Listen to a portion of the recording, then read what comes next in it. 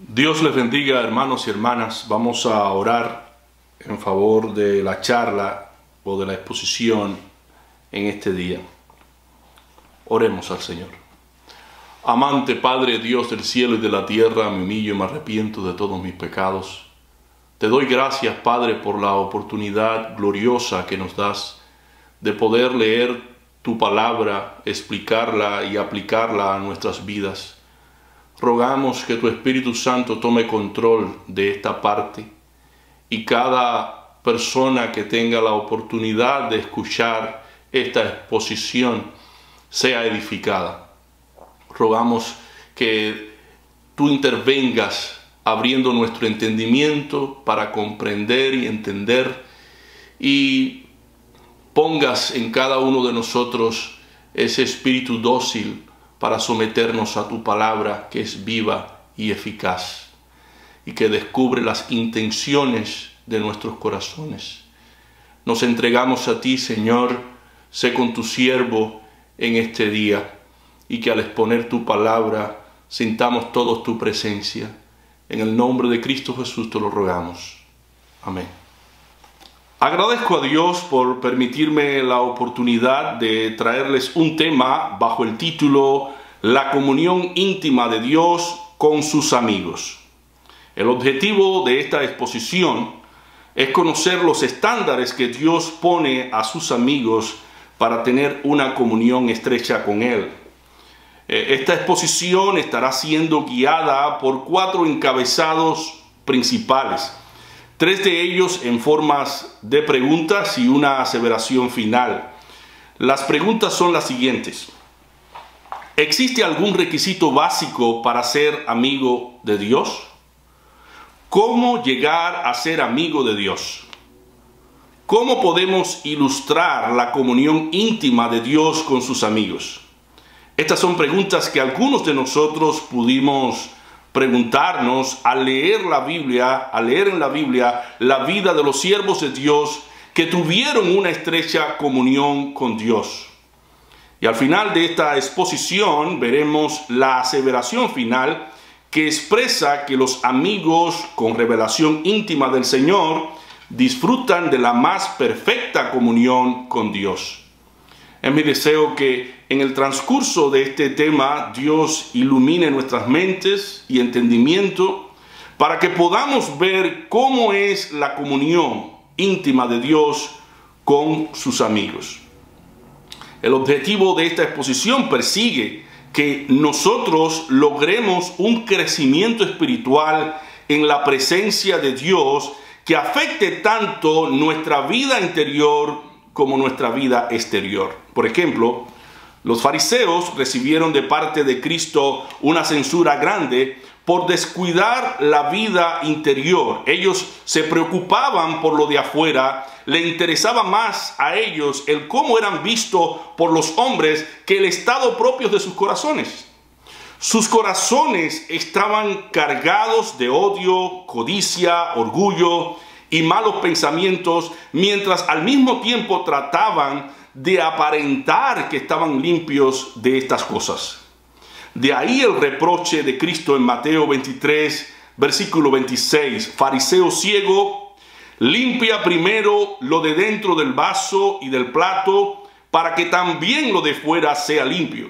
Por consiguiente, el crecimiento espiritual no se efectúa de afuera para adentro, sino de dentro para afuera. La verdadera conversión debe comenzar en nuestro corazón, en nuestro interior, para que lo que somos en lo interior se manifieste afuera en nuestra relación con los demás. Esta meta de conversión genuina sería totalmente inalcanzable si no nos apropiamos debidamente de la palabra de Dios, ya que Dios y su palabra son inseparables. Conocemos a Dios a través de su palabra. Es allí donde podemos ver sus atributos, cómo es Dios. Decía Spurgeon, cercanía a Dios trae parecido a Dios. Cuanto más veas a Dios, más de Dios será visto en ti. Por lo que es necesario, hermanos, abrir las Sagradas Escrituras y sumergirnos en ella para parecernos cada vez más a Dios como hijos amados que somos. Existen 3 formas en las que Dios se comunica con el hombre, la primera es la creación. A través de la creación, de las cosas creadas, Dios se comunica con el hombre. Salmos 19, versículo 1, dice: los cielos cuentan la gloria de Dios y el firmamento anuncia la obra de sus manos. Toda la creación habla de la existencia de un creador todopoderoso y todo inteligente. La segunda forma en la que Dios se comunica con el hombre es la conciencia. Dios se comunica con el hombre a través de la conciencia. La conciencia es el sello de Dios en el alma humana. La conciencia no tiene un vocabulario amplio. Su función es decir sí o no, correcto o incorrecto, bueno o malo, justo o injusto.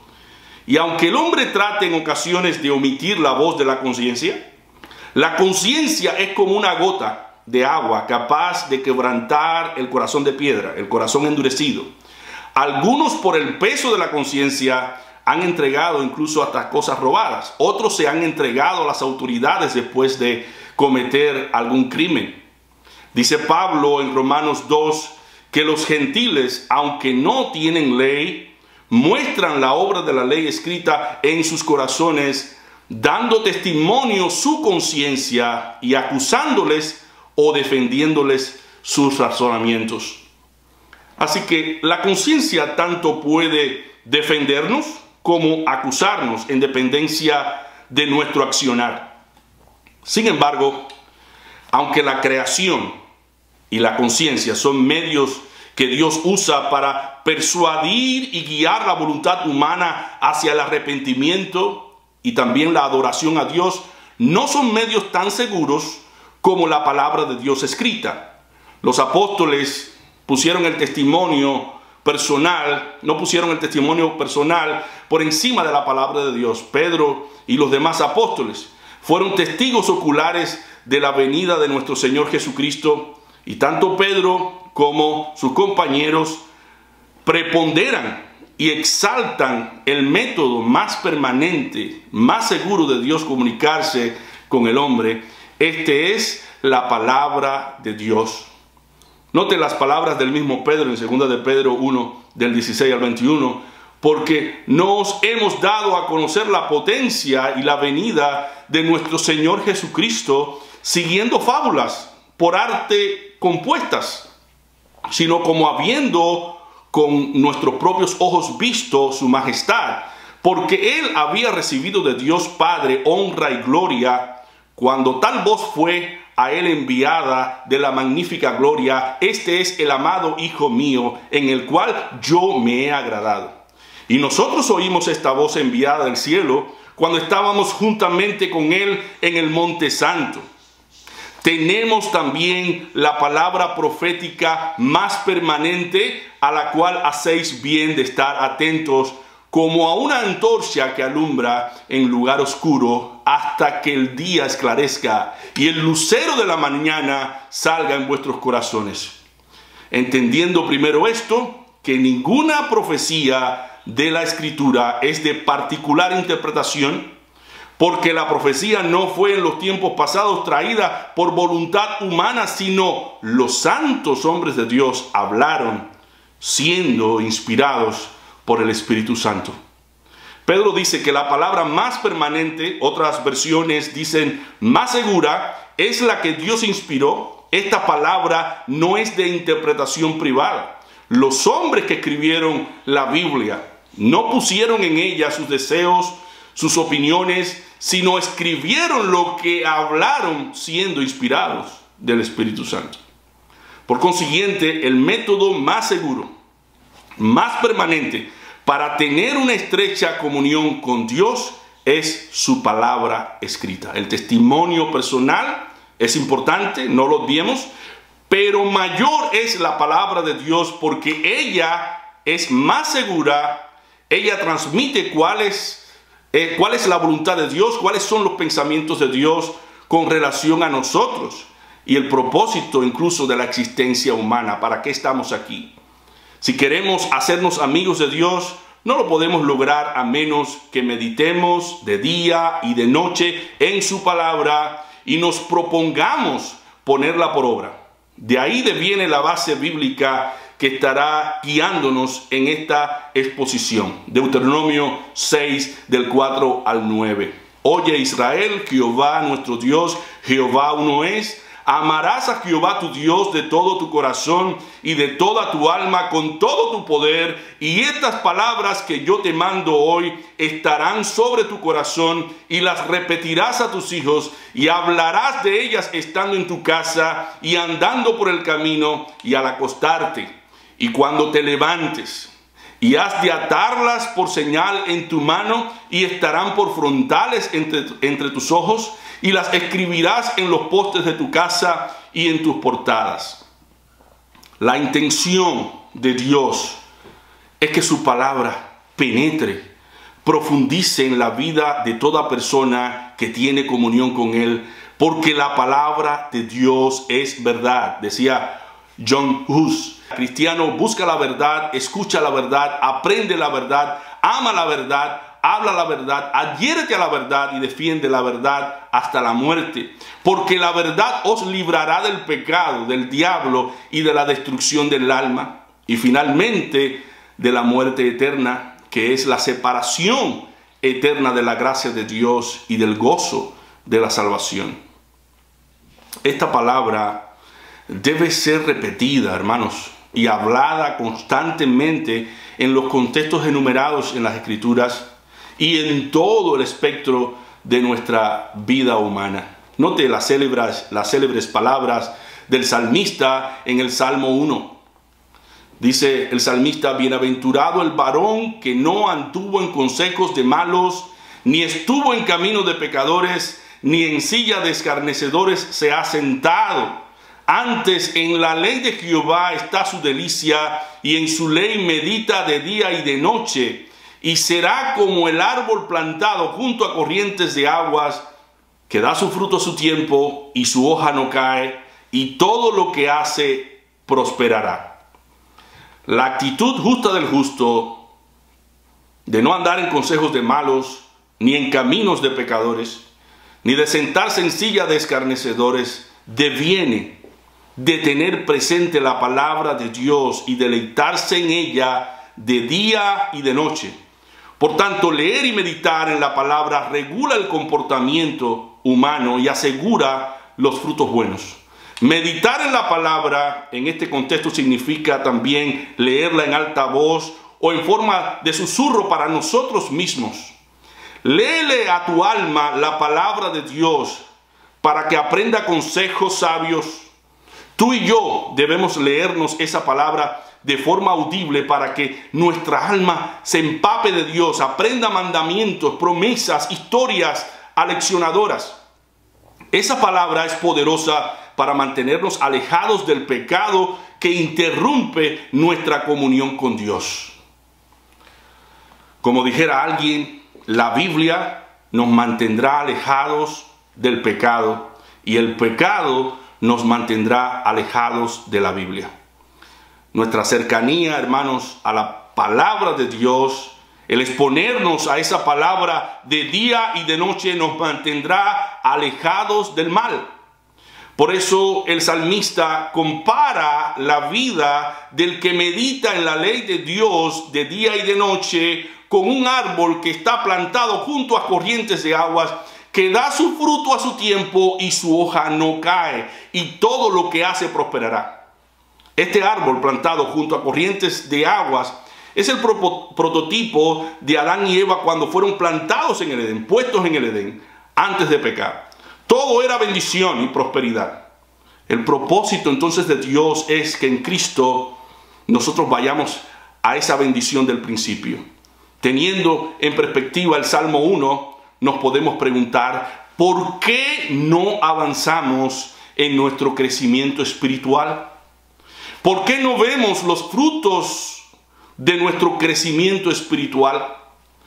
La respuesta es que no hemos estado poniendo a Dios y su reino en primer lugar. Hemos estado trabajando con devoción por la comida que perece y no por la comida que a vida eterna permanece.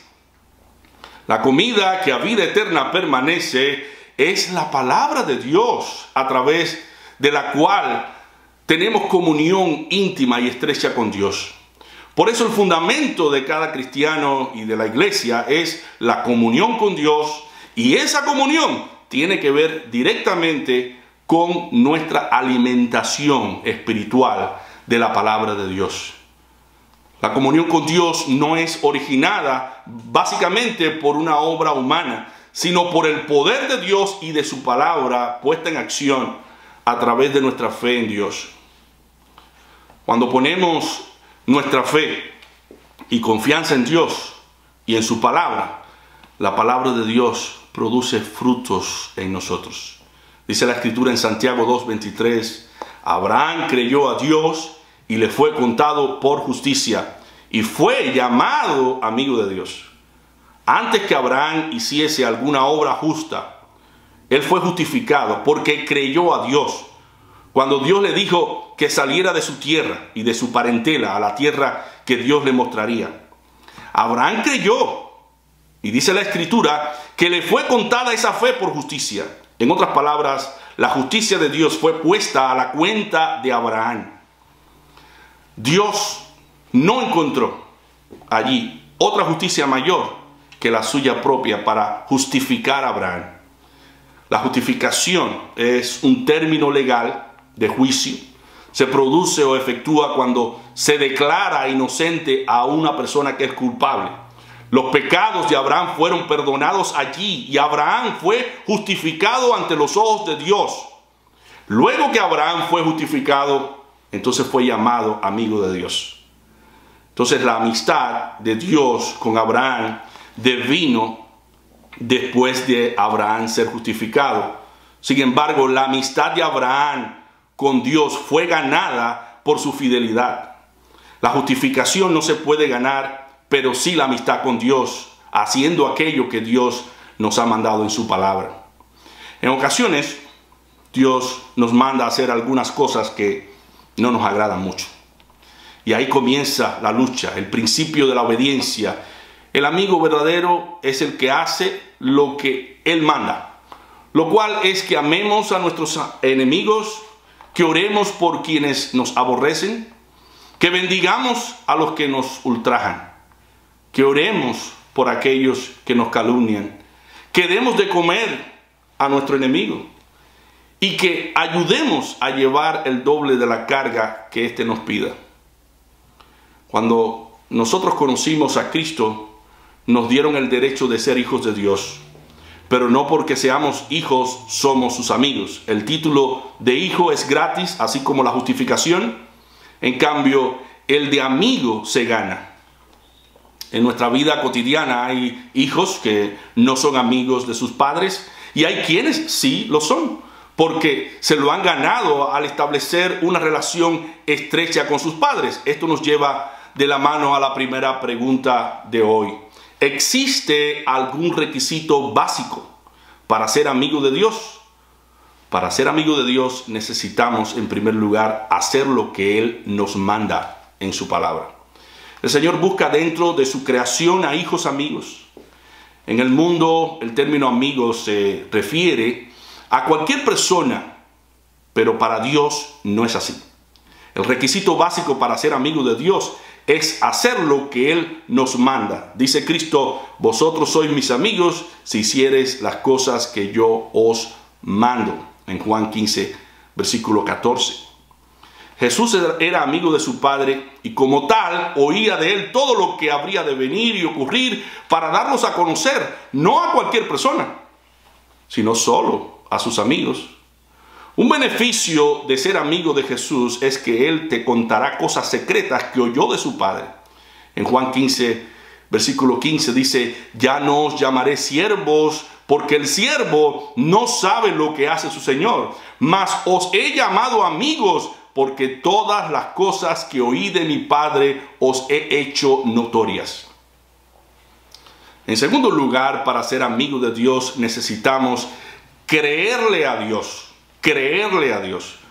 Cuando el apóstol Santiago escribió su carta, declaró que la escritura se cumplió cuando Abraham le creyó a Dios y le fue contado por justicia. Entonces, luego de eso fue llamado amigo. Note que no era llamado amigo antes, ya que al principio era un siervo obediente, pero para tener el título de amigo tuvo que creerle a Dios de todo corazón. Hay una diferencia entre creer en Dios y creer a Dios. Creer en Dios implica creer que Dios existe. Dice Santiago 2, versículo 19, tú crees que Dios es uno, bien haces. También los demonios creen y tiemblan. Creer en Dios es creer que Dios existe, que es todopoderoso, que es bueno, que Él es misericordioso y perdonador y grande, pero creer a Dios implica tener a Dios como autoridad única y final, aunque lo que Dios diga no parezca que tiene sentido, que es algo descabellado. Los demonios creen en Dios, pero no se someten a la voluntad de Dios. Sin embargo, los amigos de Dios sí se someten voluntariamente a la voluntad de Dios para hacer lo que Dios dice que deben hacer. Por ejemplo, después que Dios le dio a Abraham, el hijo de la promesa Isaac, le dijo que se lo sacrificara. Toma ahora tu hijo, tu único, Isaac, a quien amas, y vete a tierra de Moriah y ofrécelo allí en holocausto sobre uno de los montes que yo te diré. ¿Y qué hizo Abraham? Se levantó muy de mañana y enalbardó su asno y tomó consigo 2 mozos suyos y a Isaac su hijo y cortó leña para el holocausto y levantóse y fue al lugar que Dios le dijo. Abraham no cuestionó a Dios. Abraham estaba consciente que Dios era poderoso aún de resucitar a su hijo o proveer un cordero para el sacrificio. Cuando Isaac le dijo a su padre, he aquí el fuego y la leña, mas ¿dónde está el cordero para el holocausto? Abraham le respondió, Dios proveerá del cordero para el holocausto, hijo mío. Y dice que iban juntos caminando.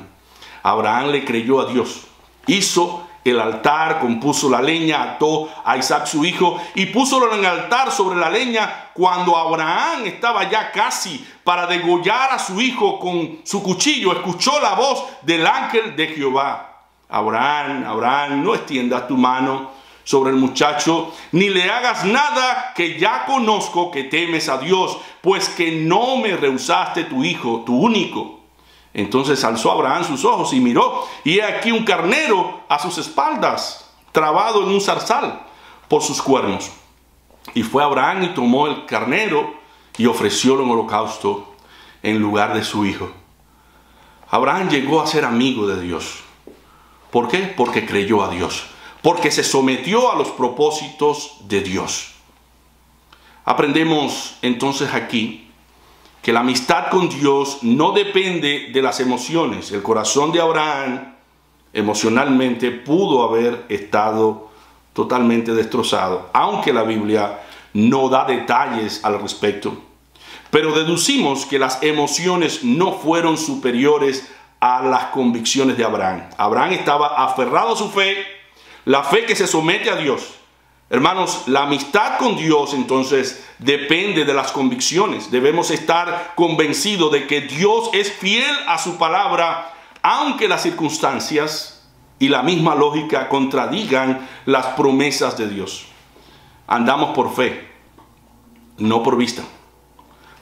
Por tanto, el crecimiento espiritual, la amistad y la comunión con Dios no deben desarrollarse sobre la base de las emociones, sino sobre la base de las convicciones. Y eso viene a través del conocimiento pleno de la palabra de Dios y nuestro testimonio con Dios. Muchas veces nos vamos a sentir tristes, cansados, atemorizados, angustiados, perseguidos, maltratados, pisoteados, aborrecidos, pero estas circunstancias no son mayores que Dios. Dios en su momento pondrá fin a todas esas circunstancias aflictivas, y así como el sol refleja sus rayos sobre la creación, Dios reflejará sus rayos sobre nuestros problemas y nos ayudará. Hoy más que nunca tenemos que aprender a andar en el Espíritu y no dejarnos llevar o dominar por las emociones. Las emociones no describen a Dios. Usted puede estarse sintiendo mal físicamente, pero eso no anula la fidelidad de Dios a través de las Escrituras. Dios le va a fortalecer, Dios le va a animar y consolar y le va a ayudar a aceptar la voluntad de Dios, que siempre va a ser lo mejor para nosotros. Note lo que Pablo dice en Romanos 14:8. Pues si vivimos, para el Señor vivimos. Y si morimos, para el Señor morimos. Así pues, sea que vivamos o que muramos, del Señor somos. La muerte y las circunstancias no anulan la salvación del Señor. Si somos de Él, estamos seguros, estamos sellados para el día del Señor. Entonces lo importante es estar en el Señor, en Cristo Jesús.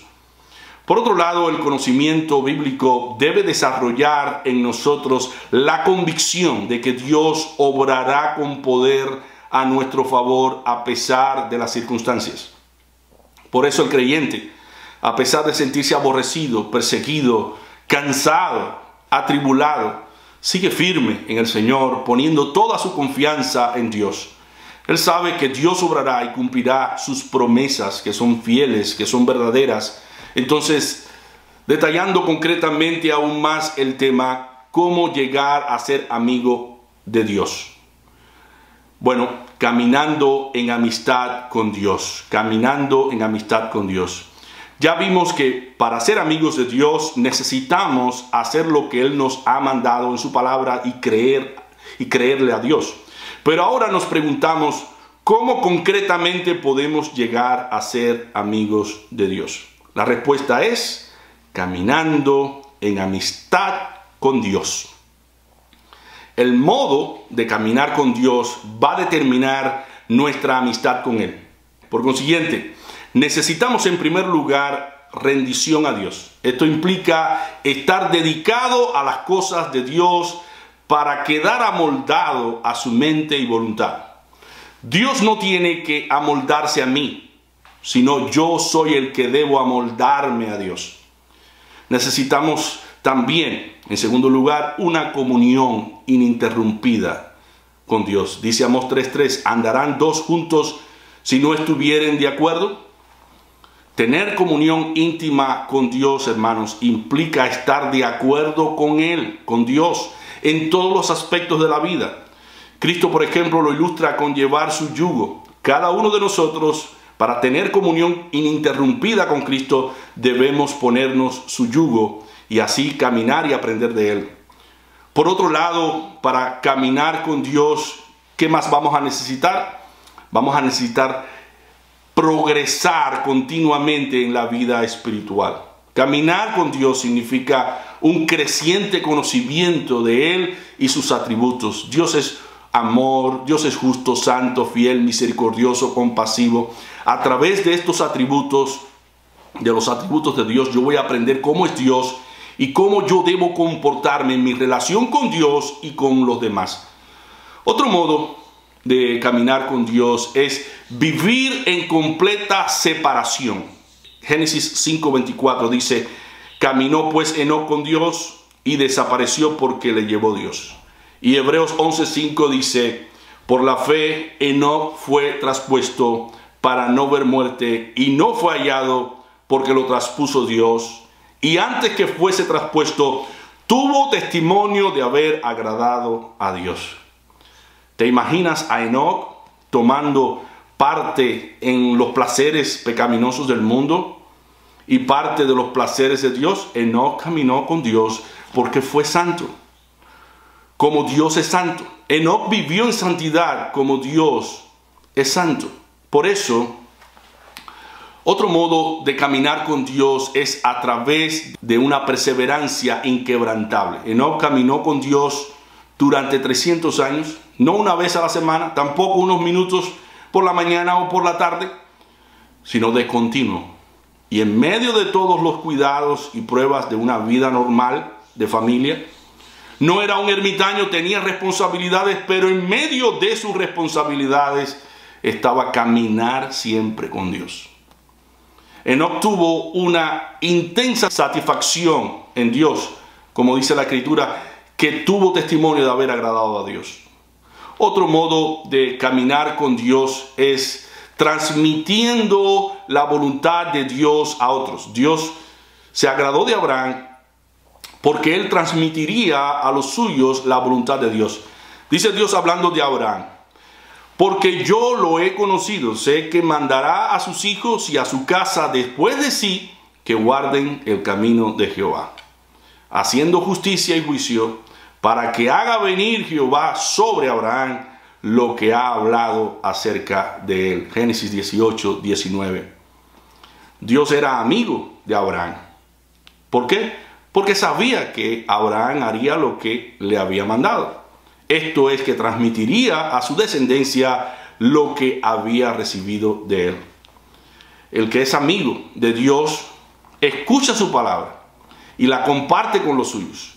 El hecho de nosotros tomar la palabra de Dios para enseñarla a otros nos hace amigos de Dios.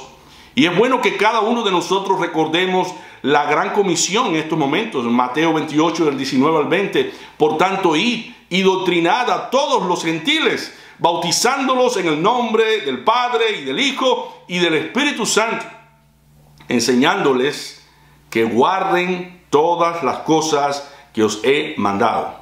Y aquí yo estoy con vosotros todos los días hasta el fin del mundo. Amén. También dice el Señor: vosotros sois mis amigos si hiciereis las cosas que yo os mando. El Señor te ha mandado a ti y a mí a enseñar a otros su palabra para que guarden todas las cosas que Él ha mandado. Marcos 16, 20 dice: y ellos saliendo predicaron en todas partes, obrando con ellos el Señor y confirmando la palabra con las señales que le seguían. Amén. Creer a Dios, estar dispuesto a hacer su voluntad y caminar en amistad con Dios, ¿qué nos va a permitir? Nos va a permitir cumplir los propósitos para los cuales tú y yo hemos sido llamados. Ahora veamos la tercera pregunta: ¿cómo podemos ilustrar también la comunión íntima de Dios con sus amigos? Dios mantiene relación íntima con aquellos que hacen su voluntad. La meta, por tanto, tuya y mía, es que Dios nos reconozca como un legítimo creyente. No basta decir que somos cristianos. Debemos demostrarlo con una vida rendida a los pies de Jesucristo, el cual es Señor y amo de nuestras almas. Entonces, la palabra que distingue a un creyente verdadero del que no lo es la palabra compromiso. No basta con decir creo. La vida cristiana es una vida de compromiso. Sin obediencia no tiene ningún sentido la vida cristiana.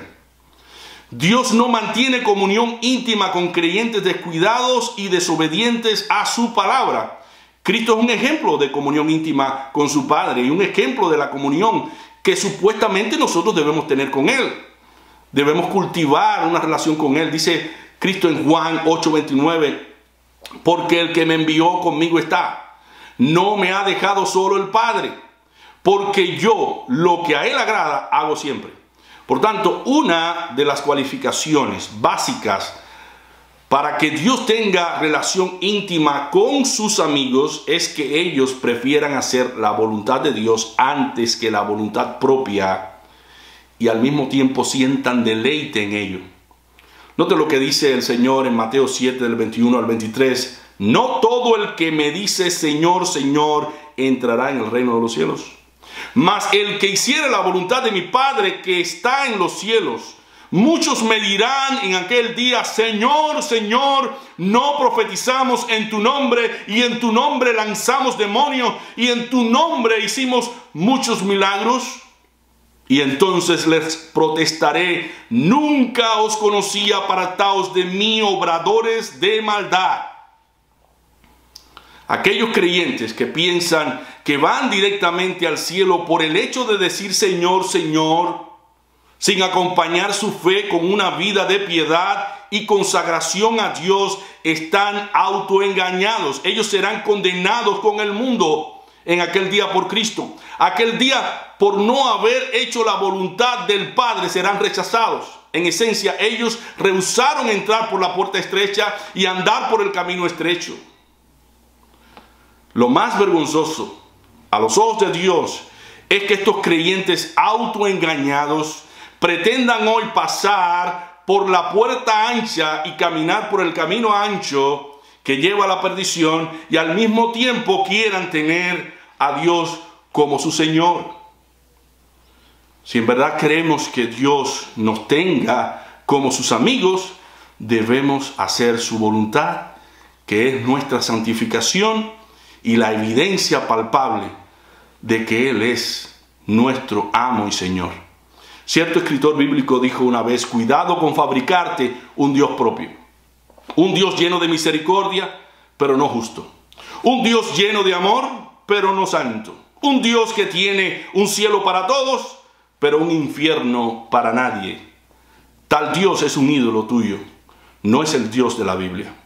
El Dios de la Biblia nos dice: santificaos pues y sed santos, porque yo Jehová soy vuestro Dios. Levítico 27.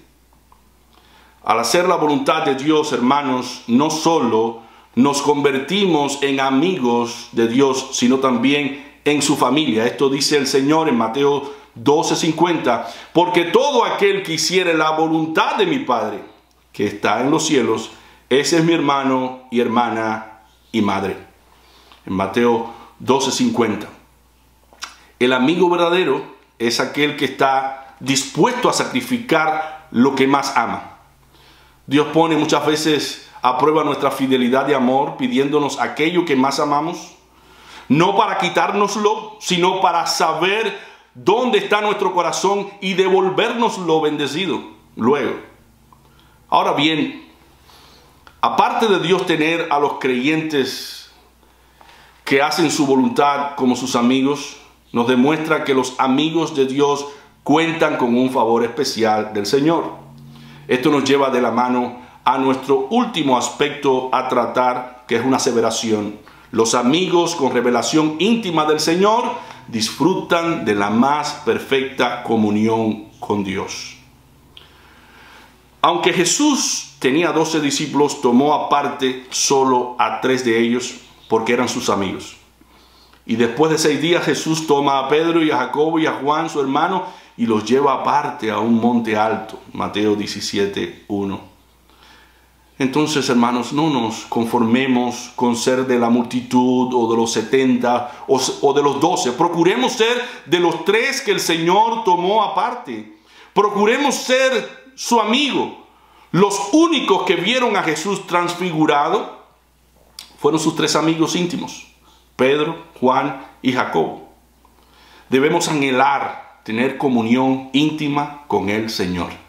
Dice la Escritura: y se transfiguró delante de ellos, y resplandeció su rostro como el sol, y sus vestidos fueron blancos como la luz. En Mateo 17:2. Solo sus 3 amigos íntimos pudieron oír la voz del Padre, que estaba mostrando a su Hijo y les estaba dando directrices. Dice: y estando aún él hablando, he aquí una nube de luz que los cubrió, y aquí una voz de la nube que dijo: este es mi Hijo amado, en el cual tomo contentamiento, a él oíd. Mateo 17, del 4 al 5. Grande fue la experiencia que tuvieron estos 3 amigos íntimos de Jesús, de oír la voz del Padre, sentir temor y ser consolados por él. Para vivir entonces, hermanos, ese tipo de experiencia debemos tener comunión íntima con el Señor. Dice la Escritura en Mateo 17, del 6 al 7. Y oyendo esto, los discípulos cayeron sobre sus rostros y temieron en gran manera. Entonces Jesús, llegando, los tocó y dijo: levantaos y no temáis. También Dios nos revela cosas y nos prueba para ver hasta dónde somos discretos, porque el amigo debe saber también guardar secretos y no publicarlo. En Mateo 17, del 8 al 9 dice: y como descendieron del monte, les mandó Jesús diciendo: no digáis a nadie la visión hasta que el Hijo del Hombre resucite de los muertos. Dios nos está llamando a tener una comunión íntima con Él, a hacer su voluntad, a ser su amigo, porque el Señor a sus amigos les revela cosas secretas y gloriosas.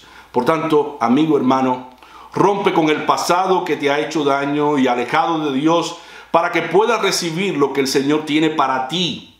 No te aferres al pasado, porque ya Dios lo echó en el fondo de la mar y te perdonó. Puedes comenzar a escribir en una nueva página. Y si has pecado, si te sientes como que Dios te ha abandonado por tu pecado, ven a Dios en arrepentimiento y fe, porque Dios no desprecia un corazón contrito y humillado. Recuerda mantener comunión con Dios. Necesitas asirte de su palabra, estudiarla, meditarla y aplicarla. Hacer lo que Dios te ha mandado y creerle a Dios. ¿Quieres en verdad ser amigo de Dios? Camina en amistad con Dios, en total rendición a Dios. Vive una vida ininterrumpida en comunión con Dios. Vive separado de todo aquello que interrumpe la comunión con Dios. Esto te permitirá progresar continuamente en la vida espiritual. Que tu perseverancia sea tan inquebrantable y tu deseo por transmitir a otros la voluntad de Dios sea tan potente que todo aquel que te vea quiera imitarte, porque vea en ti un reflejo del carácter de Dios. Ten presente que los amigos con revelación íntima del Señor siempre van a disfrutar de la más perfecta comunión con Dios. Entrégale a Dios tus necesidades, tus problemas. Reposa en Él, porque cuando creas en tu espíritu y no por emociones, que Dios puede darte lo que le pides, entonces en su tiempo lo recibirás. Recibirás más de lo que has soñado y anhelado, porque Dios es el que endereza los pasos del hombre. Que este tema que habla de la comunión íntima de Dios con sus amigos te anime a poner en orden tu vida y te prepare para tener una estrecha comunión con Dios por medio de su palabra. Y que la respuesta sea un servicio íntegro y leal a Dios. Que puedas decir como Cristo: porque el que me envió conmigo está. No me ha dejado solo el Padre, porque yo lo que a Él agrada hago siempre.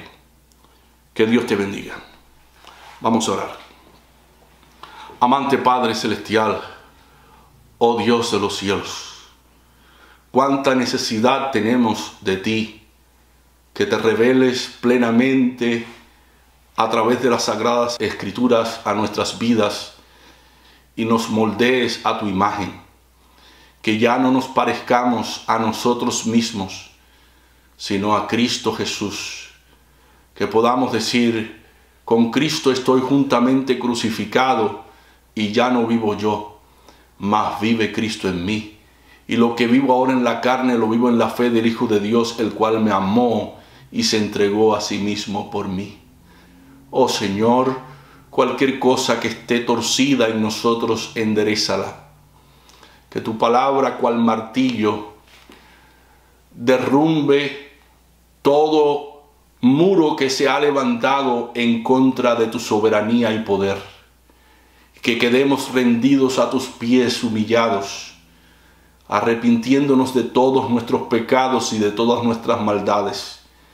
Porque dice tu palabra: si confesamos nuestros pecados, tú eres fiel para perdonar, fiel y justo para perdonar nuestros pecados y limpiarnos de toda maldad. Henos aquí en tu presencia, estamos en tu taller. Queremos crecer espiritualmente. Queremos seguir dando los frutos que tú esperas de nosotros. Pero esto es totalmente imposible si no nos acercamos a ti y temblamos ante tu palabra para hacer lo que tú has mandado en ella. Oh Señor, derrumba lo que tengas que derrumbar. Edifica lo que tengas que edificar. Pásanos por donde tengamos que pasar, pero logra el objetivo por el cual tú enviaste a tu Hijo Jesucristo en nuestras vidas. Te rogamos, Señor, que cada día nos acerquemos a ti. Que este año que comienza sea un año de nuevas perspectivas, un año de progreso, un año de crecimiento, un año de desarrollo espiritual. Permítanos alcanzar el hábito pleno de estudiar con responsabilidad tu santa palabra de día y de noche, y que la luz tuya nos ilumine cada día para en todo momento darnos cuenta de nuestra necesidad, y que tu palabra siga hablando a nuestra conciencia y a nuestro corazón y persuadiéndonos para hacer tu voluntad, Señor, porque no queremos andar en caminos equivocados. No queremos, Señor, estar separados de ti nunca, oh Señor. Queremos establecer una comunión estrecha con tu Espíritu Santo, Señor. Y que sea tu Espíritu Santo el que se manifieste en nuestra vida, quemando la escoria, quemando el pecado, quemando nuestra miseria. Que todo orgullo, que toda vanidad quede desvanecida ante tu palabra gloriosa, Señor. No nos dejes. Ayuda a tu pueblo en este nuevo año que comienza, un año difícil. Un año en que hemos sido azotados con enfermedades, pero a través de ellas hemos visto tu gloria. A través de ellas hemos alcanzado otro peldaño más de crecimiento, porque esto nos enseña a estar dependiendo de tu gracia y de tu favor.